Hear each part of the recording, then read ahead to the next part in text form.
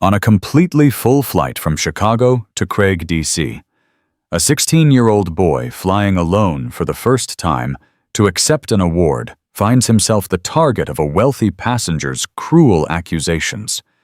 She sees his youth, his skin color, and his seat in Economy Plus, and decides he doesn't belong. For 30 agonizing minutes, she berates him, questions him, and tries to have him removed while a cabin full of people watches in absolute silence. They all chose to look away, but they all snapped to attention when the last passenger to board the plane, a man who held the fate of the entire state in his hands, walked straight to the boy's row and called him by name. The air in the jet bridge was stale and thick with the scent of recycled oxygen and nervous anticipation. For 16-year-old Lione Craig, it was the smell of adventure. Each step on the slightly bouncy ramp was a step toward a future he had only dreamed of. He clutched his backpack strap, the fabric worn smooth under his thumb.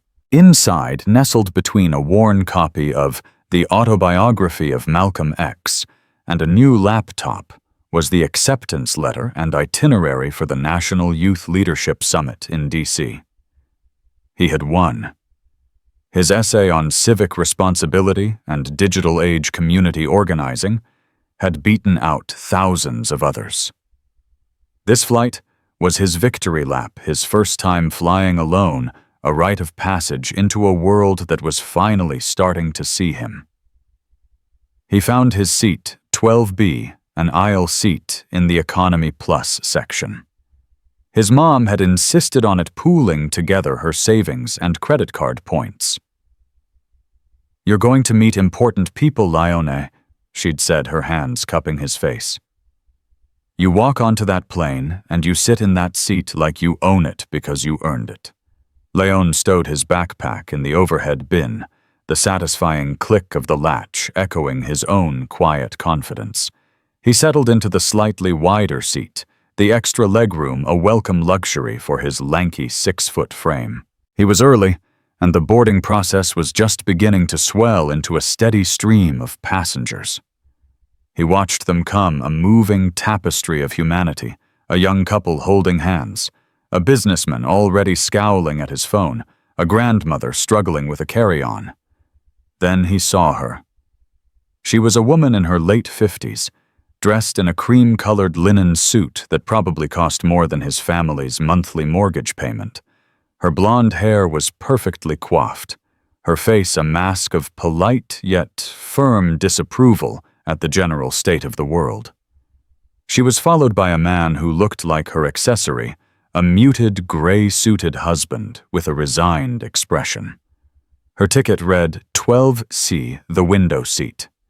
Her husband, Robert, was 12A, the middle seat. Her name was Susan Caldwell, though Lione wouldn't learn that until much later.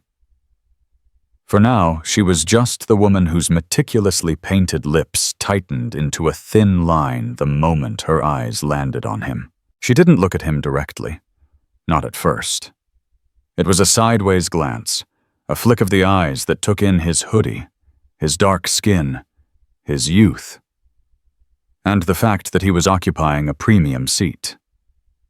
Her husband, Robert, offered a weak, apologetic smile as he squeezed past to the middle seat. Susan, however, remained in the aisle, blocking the flow of traffic. "Excuse me," she said, her voice not loud, but sharp enough to cut through the cabin's low hum.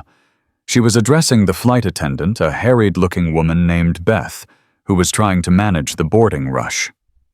"Yes, ma'am. How can I help?" Beth asked, her smile strained. Susan gestured vaguely toward Lione. "I just want to confirm the seating arrangements. Sometimes there are last-minute changes for frequent flyers." Beth glanced at her tablet. "Let's see. I have a Mr. Caldwell in 12A, a Mr. Craig in 12B, and a Mrs. Caldwell in 12C. Is that correct?" Susan's eyes narrowed slightly. "Craig." She repeated the name, sounding foreign and unpleasant on her tongue. She finally turned her gaze on Lione, a full appraising stare that felt less like a look and more like an audit. "Are you Mr. Craig?" Lione met her gaze, his heart starting a low, nervous drumbeat. "Yes, ma'am. I'm Lione Craig." "And you're supposed to be in this seat." She pressed her tone, dripping with disbelief. "In economy plus." The implication was as clear as the plexiglass window beside her. He didn't belong here. The passengers behind her were starting to grumble their shuffling feet, a sign of their impatience. "This is my seat, yes," Lione said, his voice steady despite the tremor he felt inside. He remembered his mother's words like, "You own it." Susan wasn't satisfied. She turned back to Beth. "I work very hard to afford these seats. My husband is a platinum member. I'm just concerned about the integrity of the cabin sections. Is he old enough to fly alone? Isn't there a rule for unaccompanied minors?" Beth's professional demeanor was beginning to crack. The airline's policy is that children 15 and older can fly alone without the unaccompanied minor service. This young man is fine. "Ma'am, could you please take your seat? You're holding up the boarding process." Defeated for the moment, Susan shot Lione one last withering glare before squeezing past her husband to the window seat. She didn't make eye contact with Lione, instead busying herself with wiping down her tray table armrest and window with an antibacterial wipe, as if trying to cleanse the space of his presence. The cabin filled. The doors were closed. The flight attendants began their safety demonstration. But for Lione, the space had shrunk. The silence from the seats around him was heavy, suffocating. The businessman in front, Mr. Davies, had glanced back once with a flicker of annoyance before burying his nose in a financial report.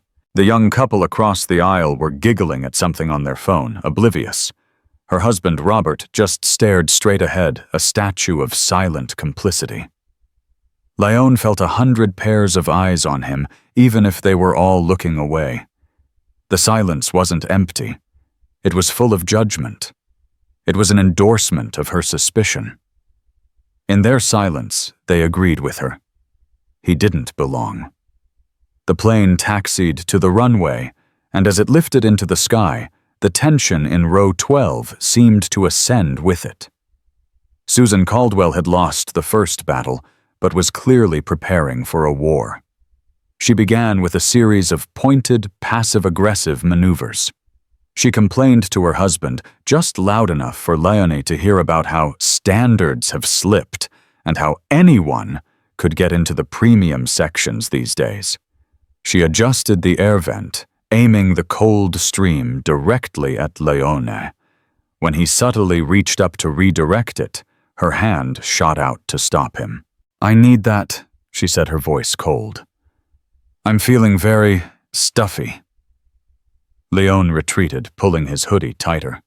He tried to focus on the world outside the patchwork of Chicago suburbs shrinking below, but his awareness was tethered to the woman beside him. He could feel the heat of her animosity. The beverage service began. Beth, the flight attendant, arrived with her cart, her smile looking even more forced than before. "Anything to drink?" she asked the row. "I'll have a ginger ale," Robert mumbled. "A sparkling water with lime, please." Susan said, her voice all sweetness and light for the attendant. Then she looked past her husband at Lione. "And what about our young traveler? I hope you're not planning on ordering any alcohol. They really should check IDs more carefully on these flights." The comment was so absurd, so pointedly offensive, that Lione was momentarily stunned into silence. He was 16. He looked 16. The idea of him ordering a gin and tonic was ludicrous. "I'll just have a water, please," Lione said, his voice tight. Beth handed him the plastic cup, her eyes darting between him and Susan. She knew what was happening. Her expression was a mixture of pity and helplessness. She wanted to say something Lione could see it, But the calculus of customer service, especially when faced with a platinum member's wife, kept her silent. She moved on. With the flight attendant gone, Susan felt emboldened. She turned to her husband, but her words were projectiles aimed at Lione. "You know, Robert, I was just reading an article about these frequent flyer mile scams. People use stolen credit cards to buy premium tickets. It's a real problem. They get on the plane, cause a disturbance. It's a security risk." Robert shifted uncomfortably. "Susan, please." "What, I'm just making an observation," she insisted. "I have a right to feel safe. We all do." When she leaned forward slightly, her voice dropping to a conspiratorial whisper that was perfectly audible. "I mean, look at him. He's probably got headphones on listening to that rap music. Who knows what's going through his head? He hasn't said a word. It's suspicious." Lione's hands clenched into fists in his lap. Every muscle in his body screamed at him to respond, to defend himself. He wanted to tell her he was listening to a podcast about constitutional law. He wanted to tell her he was a straight-A student, the captain of his debate team.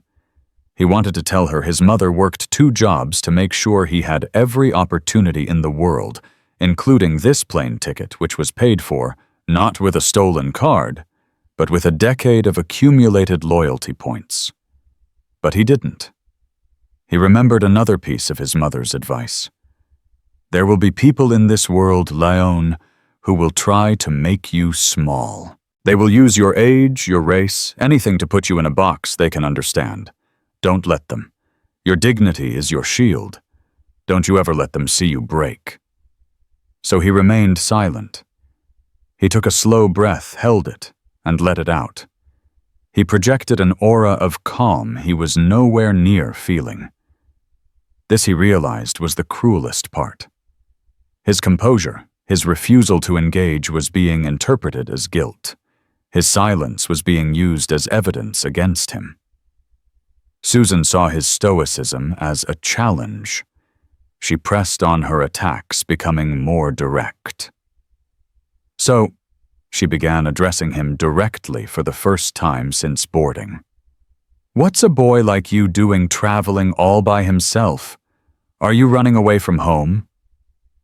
Lione finally turned to face her. He looked past the fearful, pleading eyes of her husband and met her cold, confident stare. "I'm going to Craig, D.C. for a conference," he said, his voice even. "A conference?" She scoffed, a disbelieving laugh escaping her lips. "A conference for what? What could you possibly have to say at a conference?" "It's a youth leadership summit," he replied. "I was invited to speak." The lie was small, a slight embellishment. He was accepting an award and would give a short speech, but saying he was invited to speak sounded more important, and right now he needed every ounce of importance he could muster. Susan's smirk didn't falter. "Oh, a youth leader! How wonderful! And I suppose your summit paid for this first-class ticket." She gestured around the Economy Plus cabin as if it were the pinnacle of luxury. "My mother did," Lione said through gritted teeth. "Of course she did," Susan murmured, leaning back in her seat with an air of satisfaction, as if she had just solved a complex puzzle. She turned back to her husband. "See, Robert, it just doesn't add up." The man finally found a sliver of a spine. "Susan, that's enough. You're making a scene." "I am ensuring our safety," she hissed back, her voice a sharp whisper. "In this day and age, you can't be too careful. I don't feel comfortable. I think I should speak to the captain." And with that, she unbuckled her seatbelt. The click of Susan Caldwell's seatbelt was like a starter pistol firing in the enclosed space. It was a declaration. The quiet campaign of psychological warfare was over. The public assault was about to begin. She stood up, her movements sharp and deliberate, and flagged down Beth, who was now collecting trash from the front of the cabin. "Miss," Susan called out, her voice ringing with authority. "I need to speak with you, immediately." Beth trudged back up the aisle, her face a mask of weary resignation. "Is there a problem, ma'am?" "Yes, there is a very serious problem," Susan announced loud enough for the surrounding rows to hear clearly. Conversations paused. Heads turned. The businessman, Mr. Davies, lowered his newspaper. The young couple across the aisle finally looked up from their phone. Lione was now the unambiguous center of attention. He felt a hot flush of shame creep up his neck. "I do not feel safe with this passenger," Susan declared, pointing a perfectly manicured finger at Lione. "He's been evasive, his story doesn't make sense, and I have reason to believe he may be a security threat." The term security threat hung in the air, venomous and radioactive. It was the nuclear option, a phrase designed to bypass civility and trigger protocols. Beth's eyes widened. "Ma'am, what exactly are you accusing him of? I'm not accusing him of anything yet." Susan said, a lawyerly distinction that only made it worse. "I am simply stating that his presence here is highly irregular. A teenager alone in a premium seat with a story about a leadership summit. It sounds like something someone would invent. I want you to check his ticket, verify his identity, and frankly, I think he should be moved to the back of the plane, for the comfort and safety of the other passengers." Lione's composure finally fractured. "That's not true," he said, his voice cracking with a mixture of anger and disbelief. "You have no right." "Be quiet," Susan snapped, turning on him. "You see aggressive. This is what I'm talking about. People like him are brought up to have no respect for authority." The phrase, "people like him," landed like a physical blow. It was no longer about his age or his ticket or his story. It was about his race. She had finally said the quiet part out loud, and the silence from the other passengers was her resounding applause. Beth looked desperately around for support, but found none. Mr. Davies was suddenly engrossed in his report again. The young couple stared wide-eyed like spectators at a zoo. Mrs. Gable, the older woman from a few rows back, looked horrified, but she clutched her purse and said nothing. Robert Caldwell just sank lower in his seat, his face ashen, wishing he could disappear into the upholstery. "Ma'am," Beth began, her voice trembling slightly, "I assure you all passengers are screened by the TSA. This young man has a valid ticket for this seat. I cannot move him based on your feelings." "My feelings!" Susan shrieked, her voice rising in pitch. "This isn't about my feelings. This is about protocol. Are you refusing to act on a passenger's stated security concern? I will have your name and your job for this. I want to speak to the chief purser or the captain right now." The confrontation had reached its apex. The entire cabin was now locked in a state of suspended animation, watching the drama unfold. Lione felt exposed, dissected, and utterly alone. He looked from face to face, searching for a single ally, a single nod of support, a single person willing to say, "This is wrong." He found nothing but averted eyes and uncomfortable neutrality. They were all witnesses, and they were all accomplices. They had weighed the cost of speaking up against the comfort of staying silent, and chosen comfort. Lione did the only thing he could. He reached into his worn backpack, which he'd placed under the seat in front of him. His hands were shaking as he pulled out the large, stiff envelope. He retrieved the official letter, the one printed on heavy cardstock with the embossed seal of the National Youth Leadership Summit. He held it out to Beth. "Here," he said, his voice low but clear. "This is my invitation. It has my name on it. It has the name of the program director. You can call them if you need to. My mother's number is on my emergency contact form." Beth took the letter, her expression softening with sympathy. She read the first few lines, her eyes scanning the official letterhead. Susan just scoffed. "Oh, please. Anyone can print something like that from a computer. It proves nothing." Before Beth could respond, the captain's voice crackled over the intercom, not with the usual cheerful update on their flight path, but with a tone of mild confusion. "Folks, this is your captain speaking. We apologize for this brief interruption. It seems we have to return to the gate. There appears to have been a last-minute addition to our passenger manifest. We've been instructed by air traffic control to accommodate a priority government official. We'll be on our way again shortly. Flight attendants prepare the cabin for gate arrival." A murmur of confusion and annoyance rippled through the plane, returning to the gate.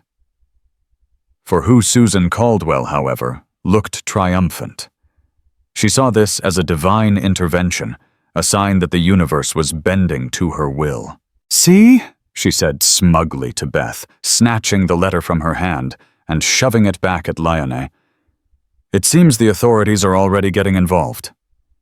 The plane slowly turned its journey to Craig, D.C., momentarily reversed. As it reconnected with the jet bridge, the forward cabin door opened with a hydraulic hiss, and everyone's attention shifted, waiting to see who could possibly be important enough to turn a plane around. The atmosphere in the cabin shifted from tense drama to collective curiosity. Annoyed murmurs about the delay mingled with speculation. Who could it be? A celebrity? A CEO? The president himself? Every eye was fixed on the open door at the front of the aircraft.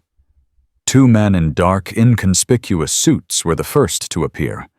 They had earpieces and the quiet, observant demeanor of professional security. They scanned the cabin with practiced efficiency before one of them nodded back toward the jet bridge. Then he walked on board. He was a man in his late 60s, with a mane of silver hair and a face that was instantly recognizable from every news channel and billboard in the state of Illinois. He wore a simple but impeccably tailored navy suit, and his expression was one of polite apology. It was Governor Daniel Thompson. A wave of recognition and awe washed over the passengers. Phones were surreptitiously lifted to snap photos. The businessman, Mr. Davies, sat up straighter, his indifference evaporating. Susan Caldwell's jaw went slack, her eyes wide with star-struck reverence. This was a level of importance she understood and deeply respected. The governor paused at the front, addressing the cabin in a calm, resonant voice that was used to commanding attention. "Good afternoon, everyone. My sincerest apologies for this delay.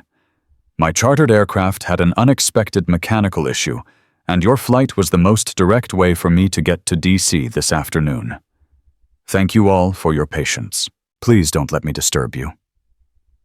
He was the picture of humble authority, a man of the people, forced to fly commercial. The chief purser, a man named George, was now personally escorting him. "Governor Thompson, we have a seat for you right here in the front row," George said, gesturing to an empty seat in first class that had likely been reserved for a crew member. But the governor shook his head. No, that's quite all right. I have a seat assigned." He glanced at a boarding pass in his hand. "Let's see, I'm in 14D, just a couple rows back." The idea of the governor walking back to Economy Plus sent another ripple of surprise through the cabin. This was a masterclass in political optics. As Governor Thompson began to make his way down the narrow aisle, greeting people with small nods and warm smiles, Susan Caldwell went into action. Her entire demeanor transformed. The hard, accusatory mask she had worn for the past hour melted away, replaced by a fawning, saccharine smile. She nudged her husband, Robert, whispering frantically, "It's Governor Thompson. Oh my goodness, Robert, fix your tie." She smoothed her linen suit, patted her perfect hair, and prepared herself to be noticed. This was an opportunity, a chance to connect with power, to be seen in the orbit of influence. Her petty squabble with the boy beside her was forgotten, a triviality in the face of true status. The governor moved slowly. his progress impeded by passengers wanting to shake his hand or say a quick hello. He was gracious with each one. As he approached row 12, Susan practically vibrated with anticipation. She leaned into the aisle, her smile wide and ready. "Governor Thompson," she said, her voice dripping with charm. "Susan Caldwell, it is such an honor to have you on our flight." The governor paused, offering her a polite but brief smile. "A pleasure, Mrs. Caldwell." He was about to move on when his eyes scanned the row. They passed over Robert, and then they landed on Lione, and they stopped. The governor's polite, public-facing smile vanished, replaced by a look of genuine warmth and recognition. A slow, broad grin spread across his face. "I'll be damned," he said, his voice booming with surprise and delight. He completely ignored Susan and Robert, his focus entirely on the 16-year-old boy in the aisle seat. Lione Craig, is that you?" The entire cabin, which had been buzzing with whispers, fell dead silent. Every single person, including a stunned Susan Caldwell, stared as the governor of Illinois broke into a radiant smile, reached past two other passengers, and extended his hand directly to the young man she had just branded a security threat. Lione, who had been trying to make himself as small as possible, looked up in disbelief. He had met the governor once briefly at a state-level academic competition months ago. He never imagined the man would remember him. Hesitantly, he took the governor's hand. Yes, sir. Governor Thompson. It's good to see you again." "Good to see you," the governor boomed, clapping Lione on the shoulder. "Son, I've been reading your work all week. I shouldn't be here at all. I should be on my way back to Springfield, but I rearranged my entire schedule for this trip. I wouldn't miss your speech tomorrow for the world." The silence in the cabin was now so profound, it felt like a physical pressure. Susan Caldwell's face had gone from pink with excitement to a ghastly, bloodless white. Her perfectly painted smile was frozen in a rictus of horror. Her eyes darted from the governor to Lione, and back again, the gears of her prejudiced mind grinding to a halt as they failed to process this impossible reality. The boy, the threat, the charity case was the entire reason the most powerful man in the state was on their plane. Governor Thompson seemed oblivious to the thick, suffocating tension he had just walked into. His focus remained entirely on Lione, his enthusiasm genuine and infectious. "Your essay on the socio-economic impact of community gardens was brilliant, Lione," the governor continued, still holding on to his shoulder. "Absolutely brilliant. You have a grasp of public policy that people 3 times your age lack.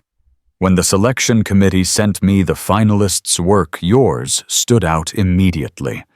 I told my chief of staff, this is the kind of young leader we need to be investing in." He finally seemed to notice the other occupants of the row, as if they were pieces of furniture he hadn't accounted for. He gave a cursory nod to Robert, then looked at Susan. Her face was a canvas of pure shock, her mouth slightly agape. "I hope Lione hasn't been too much trouble for you folks," the governor said with a friendly laugh. "He's probably nervous about his big speech. We're counting on him to be the highlight of the summit's opening day." The speech. The very thing Susan had mocked, the conference she had dismissed as a fabrication, was not only real, but it was an event so significant that it commanded the governor's personal attendance. The foundation of her entire argument had been vaporized in an instant. Susan opened her mouth to speak, but only a dry croaking sound came out. No trouble at all," she finally managed to whisper, her voice barely audible. Her eyes were wide with panic, pleading with the universe to rewind time by 1 hour. The governor, a man whose career depended on his ability to read a room, finally sensed that something was amiss. The silence in the cabin was too heavy, the expression on Susan's face too stricken. He looked at Lione, whose eyes were shining with a mixture of vindication and unshed tears. He looked at Beth, the flight attendant, who was standing frozen in the aisle, the official invitation letter still clutched in her hand like a holy relic. His warm smile faded, replaced by a look of sharp perception. "Is everything all right here?" he asked, his voice losing its folksy charm and taking on a more serious, authoritative tone. No one spoke. The silence was an answer in itself. The governor's gaze settled on Beth. "Miss, was there some kind of issue in this row?" Beth swallowed hard. This was her moment. She could mumble a platitude and let it go, or she could speak the truth. Emboldened by the governor's presence, a presence that completely eclipsed the platinum status of the Caldwells, she found her voice. "This passenger," Beth said, her voice clear and steady as she gestured toward Susan, "expressed a security concern about Mr. Craig. She demanded he be moved from his seat." Governor Thompson's eyebrows shot up. He turned his head slowly, his gaze locking onto Susan. He didn't look angry. He looked profoundly disappointed, which was somehow infinitely worse. "A security concern." He repeated the words, quiet and laden with meaning. "About Lione Craig, one of our state's most promising students." He looked down at Lione's open backpack and saw the corner of the book peeking out. "The autobiography of Malcolm X," he mused aloud. "A powerful choice. A book about overcoming injustice." He then looked directly into Susan's eyes, and for the first time, she saw the steel that lay beneath the politician's smile. "Ma'am," he said, his voice now dangerously calm, "my office, in partnership with the Bridgeway Foundation, personally sponsors 10 students for this summit every year. It's a program I am deeply proud of. These are the best and the brightest young minds our state has to offer. Lione Craig isn't just a passenger on this plane. He is a guest of the state of Illinois. And as its governor, I can personally vouch for his character." Each word was a perfectly aimed dart, puncturing Susan's arrogance, her entitlement, her prejudice. The web of assumptions she had so confidently spun had been torn to shreds, and she was now entangled in its sticky, humiliating remains. Her husband, Robert, looked like he wanted to be sick. He stared at the seatback in front of him, as if it held the secrets to the universe, refusing to look at his wife, at Lione, or at the governor. The governor wasn't finished. He took the letter from Beth's hand and passed it back to Lione, not with a dismissive shove, as Susan had done, but with a gesture of respect. "Lione, you keep this. You've earned it," he said. Then he looked around at the silent, watching faces of the other passengers. His gaze swept over Mr. Davies, the young couple, and all the others who had chosen to be spectators. His expression was unreadable, but his message was clear. They had all been part of this. Their silence had been a form of consent. He finally turned back to Susan. "I believe my seat is just a couple of rows back," he said, his voice clipped and final. "Enjoy your flight." He turned his back on her and continued down the aisle, leaving Susan Caldwell standing metaphorically naked in the court of public opinion. The chief purser, George, who had witnessed the entire exchange, gave Susan a look of pure contempt before announcing over the intercom, "Cabin crew, please prepare for departure. Again." The spell was broken. Whispers erupted throughout the cabin. But they weren't about the governor anymore. They were about the woman in the cream-colored suit in row 12. The stares she now received were not of awe, but of scorn. She had wanted to be seen by a person of power, and she had gotten her wish in the most spectacularly catastrophic way imaginable. She slowly, mechanically sank back into her seat, her face the color of chalk. The flight to Craig was only a few hours long, but for Susan Caldwell, it was going to be an eternity. The remainder of the flight was a study in contrasts, a tale of two journeys unfolding in the same pressurized cabin. For Lione Craig, it was an ascent into a future he had only just begun to imagine. For Susan Caldwell, it was a long, agonizing descent into a private, inescapable hell, all while traveling at 600 miles per hour. As the plane leveled off at its cruising altitude, the sterile hum of the engines returned, but it could not mask the raw, vibrating silence that had settled over row 12. The air was thick with unspoken things. Governor Thompson was gone, having settled into his seat further back, but his presence lingered like a ghost, a permanent judge of the scene he had dismantled. Then, a quiet figure appeared in the aisle. It was one of the governor's security aides, the same man who had first boarded the plane. He stopped beside Lion's seat, his presence discreet but official. He leaned down, ignoring the Caldwells completely, his voice a low, respectful murmur meant only for Lione. "Mr. Craig," he said, "the governor would be honored if you would join him for a few minutes. He has an open seat next to him." The request was a command cloaked in courtesy. It was also a public exoneration. Lione, who was still trying to process the dizzying reversal of his fortunes, simply nodded. Unbuckling his seatbelt felt like shedding a physical weight. As he stood up, he was acutely aware of the cabin's attention. Every passenger who had been a silent witness to his humiliation was now a silent witness to his vindication. He didn't glance at Susan or Robert as he stepped into the aisle. They had ceased to matter. Their opinions were now irrelevant artifacts of a reality that no longer existed.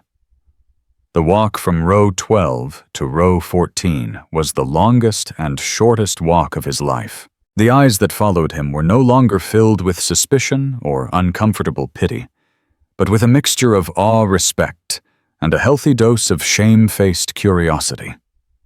The weight of their collective judgment had been replaced by the glow of the governor's endorsement. He felt it like a warm light on his back. "Have a seat, son," Governor Thompson said, patting the empty spot beside him. The passenger who had been assigned the seat was now enjoying a complimentary upgrade to first class, a small price for the state to pay for this impromptu meeting. "Let's talk about that speech of yours. I have a few thoughts on how we can amplify your message." For the next hour, a conversation unfolded that would fundamentally alter the trajectory of Lione's life. The governor didn't just offer platitudes. He engaged with Lione's ideas, challenged his assumptions, and treated him not as a precocious teenager, but as a valued intellectual peer. They discussed urban policy, the digital divide in rural communities, and the very nature of civic engagement that Lione had written about. Then the governor leaned in his expression serious. "Lione, a mind like yours doesn't come around often. It needs to be cultivated. When you get back to Illinois, my office will be in touch. I want to set you up with my senior policy team for a paid summer internship. I want you in the room where decisions are made. We need your perspective." The offer hung in the air, dazzling and almost incomprehensible. An internship in the governor's office. Lione was speechless, his throat tight with emotion. All he could manage was a choked, "Thank you, sir. I won't let you down." "I know you won't," the governor said with a confident smile. Meanwhile, back in row 12, the silence was a living entity, suffocating and cruel. Susan Caldwell sat ramrod straight, her posture a desperate failing attempt to project a dignity she no longer possessed. She stared at the seat back in front of her, her vision blurred. The roaring in her ears was louder than the engines, a white noise of pure humiliation. Her mind was a frantic carousel replaying the governor's words, "A guest of the state of Illinois. One of our state's most promising students. I can personally vouch for his character." Each memory was a fresh stab of mortification. She could feel the whispers from the rows around her. They were like insects crawling on her skin. She dared not turn her head, but she could sense the pointed glances, hear the rustle of clothing as people leaned across the aisle to murmur about her. The young couple who had been oblivious before were now staring openly, their expressions a mixture of shock and contempt. She had made herself the villain in the flight's real-life in-flight entertainment, and now she was trapped in her role. Her husband Robert had retreated into a shell of his own. He had pulled out a pair of expensive noise-canceling headphones and placed them over his ears, a futile attempt to block out a reality that was crashing down around him. He wasn't listening to music. He was trying to create a bubble, a small pocket of oblivion in the middle of a disaster. But he could not escape the thoughts of his ringing phone, of his CEO's fury, of the delicate web of business relationships his wife had just torched with her arrogance. He was tethered to the source of his own professional doom, and there was nowhere to run. A few rows ahead, the businessman Mr. Davies was typing a long, detailed email on his phone. He wasn't acting out of moral outrage. He was a creature of calculated pragmatism. The Caldwell name was now a liability. His email was not gossip. It was a corporate threat assessment. He detailed Susan's behavior, the governor's stunning intervention, and the name Lione Craig. He sent it to 3 of his senior partners. The subject, urgent. An unfortunate incident on Flight 1138, Re Caldwell Foundation sponsorship. The message was clear. Their firm's association with the Caldwells was now toxic, a risk to be mitigated immediately. When Lione finally returned to his seat, he carried himself differently. The timid boy who had tried to make himself small was gone. In his place was a young man who had just been seen, truly seen, by one of the most powerful men in his state. He gave a polite, neutral nod to Robert as he sat down. He didn't need to say a word. His victory was silent, absolute, and devastating.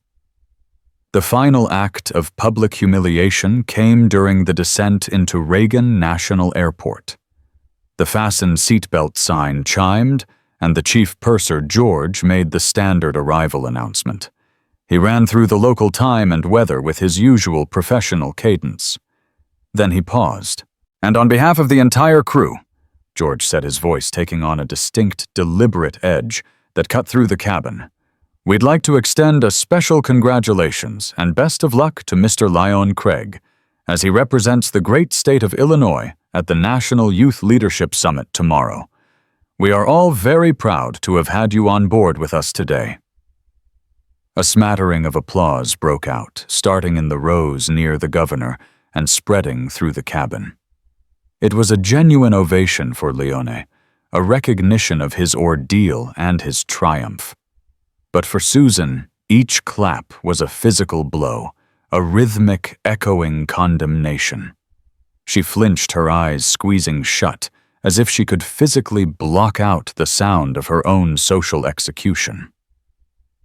When the plane finally docked at the gate and the seatbelt sign switched off, there was a collective rush of clicks and movement.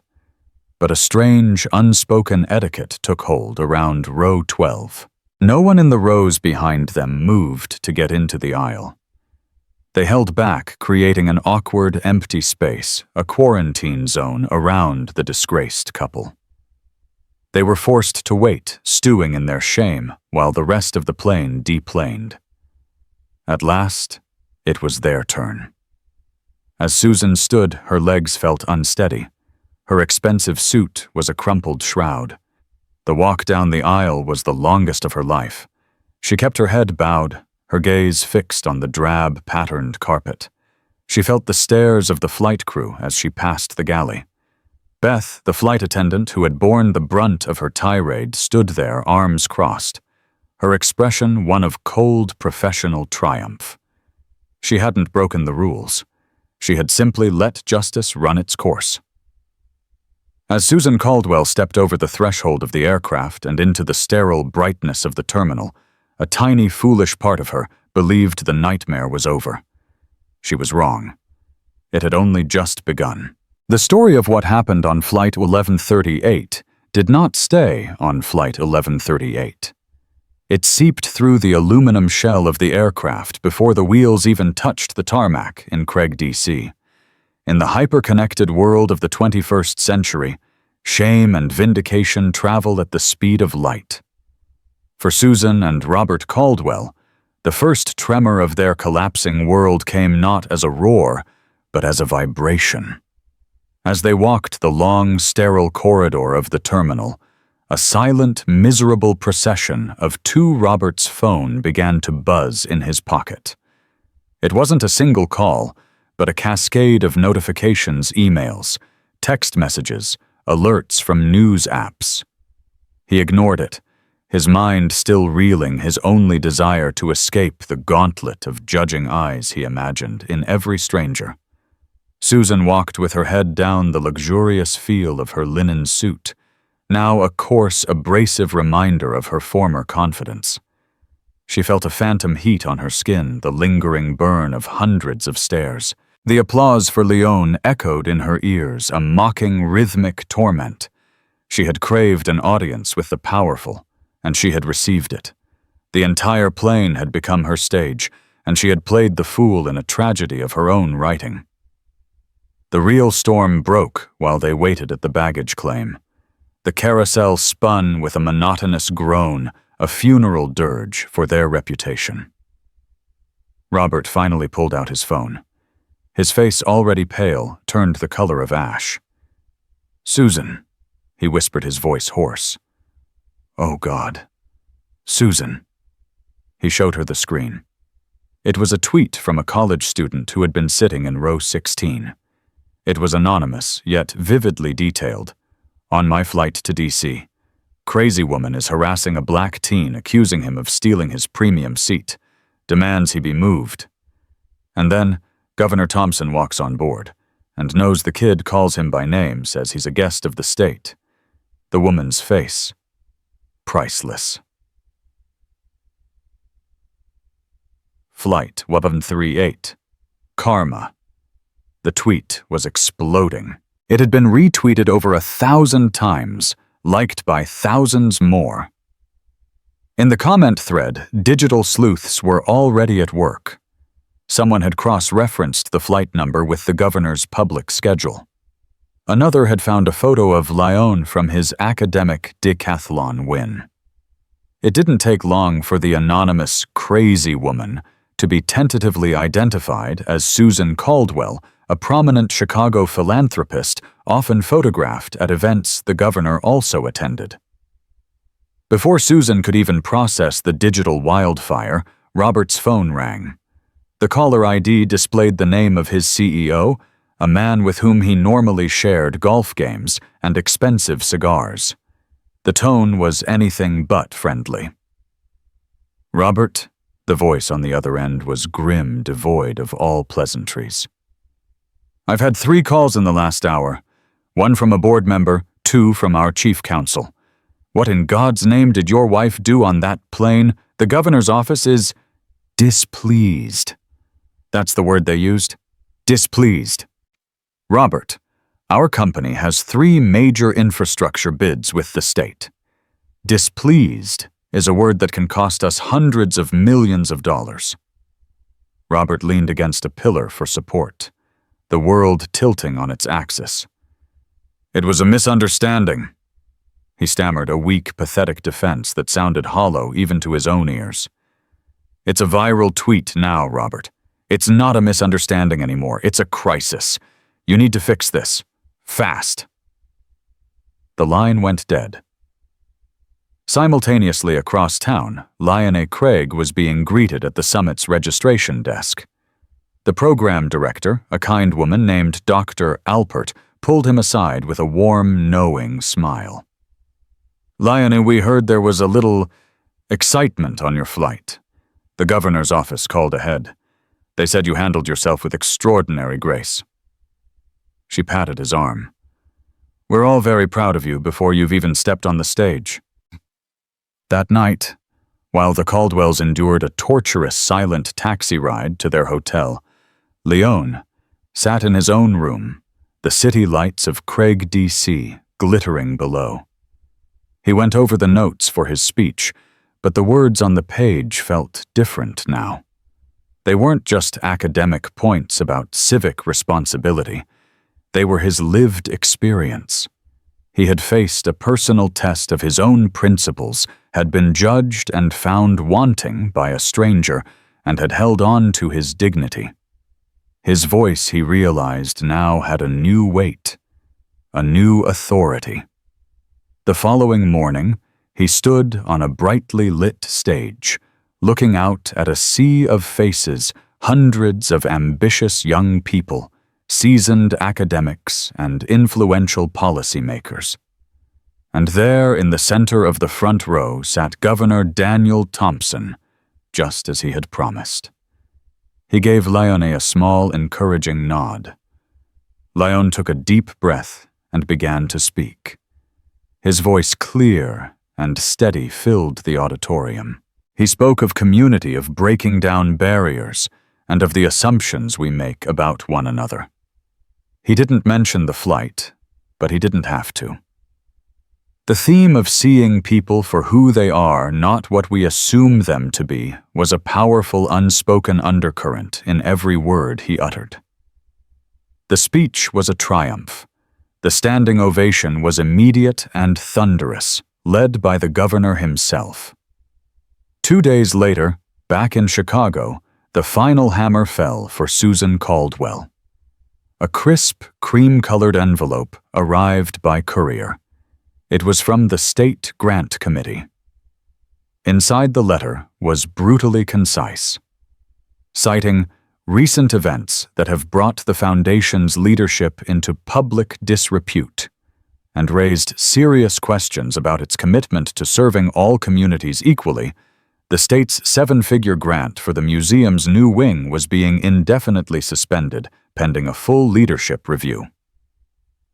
Susan read the words over and over, but they wouldn't change. The grant was gone. The new wing, the project that was to be her legacy, was canceled. Her name, which she had worked so hard to build into a brand of high society benevolence, was now irrevocably tarnished. She tried calling her contacts, the friends who sat on boards and committees with her. Phones went to voicemail. The one person who did answer, a woman she'd known for 20 years, was curt and distant. "Susan, I'm sorry," she'd said, "but the board feels we need to distance ourselves from this. It's just bad for our image." She was an outcast. The social world she had so carefully curated had slammed its doors in her face. For Lione, doors were swinging wide open. The story, now fully public with names and details confirmed, had been picked up by a national news outlet. They wanted to interview him. He sat opposite a journalist, not as a victim recounting his trauma, but as a composed young leader with a powerful perspective. When the inevitable question came about the woman on the plane, he paused, his response thoughtful and measured. "I don't feel anger towards her," he said, his words resonating with a maturity far beyond his 16 years. "I feel a kind of sadness. The assumptions she made about me weren't really about me at all. They were about her own fears, her own worldview.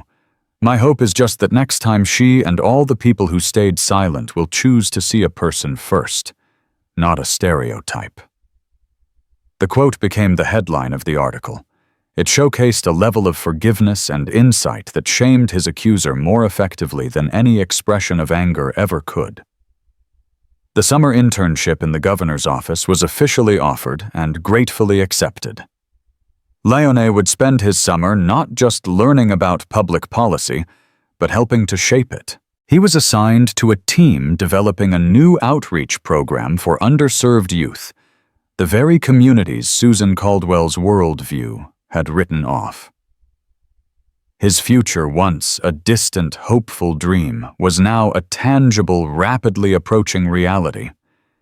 He had flown to D.C. to be recognized as a youth leader, but he was returning home as something more, a young man who understood that true power wasn't about the seat you paid for, but the character you possessed. It was a lesson Susan Caldwell stripped of her grants, her galas, and her social standing was only just beginning to learn in the lonely, echoing silence of her self-made prison. The story of Lione Craig and Susan Caldwell is a stark reminder that the real drama of our lives often unfolds not in grand theaters, but in the cramped, recycled air of a commercial airplane 30,000 feet in the air.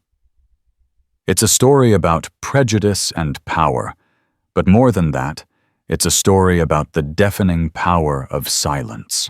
Every passenger who looked away, who chose not to get involved, allowed that cruelty to continue.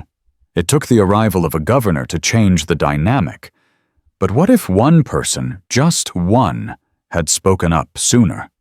This isn't just a story, it's a reflection of our world. We see these moments every day in classrooms, in workplaces, on the internet. We have a choice to be a silent bystander or to be the voice that says, "This is not okay." Lion's dignity was his shield, but the governor's voice was his sword. Let's all choose to find our voice. If you believe that kindness and courage should always win, hit that like button to show your support. Share this story to spread the message that silence is a choice we can't afford to make. And subscribe for more true life stories where karma isn't just a concept, it's a destination.